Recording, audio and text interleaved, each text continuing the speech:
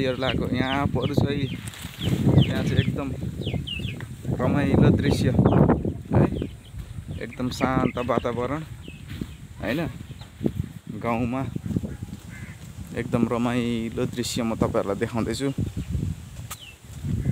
है यहाँ पनि मैले पहिला सुपारी लगाएको थिएँ यो चाहिँ लकडाउन भन्दा अगाडि लगाएको सुपारीहरू हो हैन ए लकडाउनमा लगाएको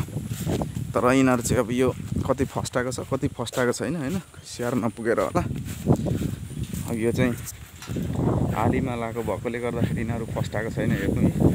हैन यो पैनीमा आली भन्दा यो पैनीमा चाहिँ लगाएको थिएँ मैले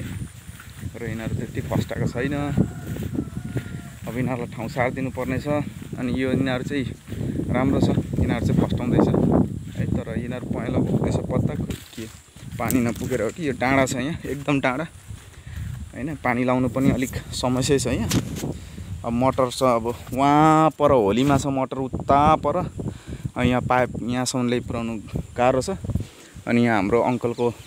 मोटर यिनेरी छ यिनेरी भएकोले गर्दाखेरि चाहिँ अहिले चाहिँ सजिलो भइरहेछ पानी लाउनु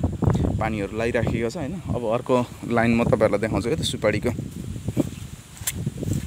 र अब म तपाईहरुलाई अर्को सुपारीको लाइन देखाउँछु हैन यहाँ हेर्नु होला यो सुपारीको लाइन अर्को छ यो चाहिँ मज्जा यिनीहरु चाहिँ ठुलठुलो भइसकेको छ है यो सुपारीको बोटहरु चाहिँ यिनीहरु चाहिँ ठुलठुलो भइसकेको छ यहाँ हेर्नुस् यत्रो यत्रो भइसकेको छ यो कुनै कुनै यो चाहिँ मरेर बाँचेको छ यहाँ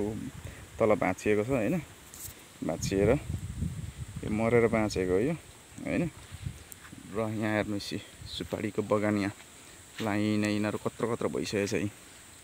है अब यसले चाहिँ अर्को सालदेखि फुल्छ कि भन्ने आश लागेको छ तर के गर्छ थाहा छैन हैन यो चाहिँ निकै ठुलो भइसकेको छ अनि सुपारीको लाइन कति आनन्द छ हेर्नु त यहाँ हरियाली है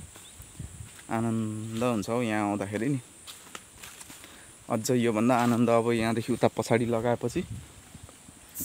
झन् आनन्द हुन्छ हैन ल हेर्नुस्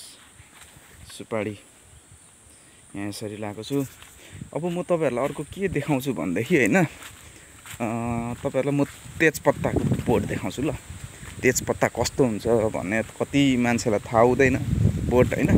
तेजपत्ताको रुख यहाँ हेर्नु यो छ नि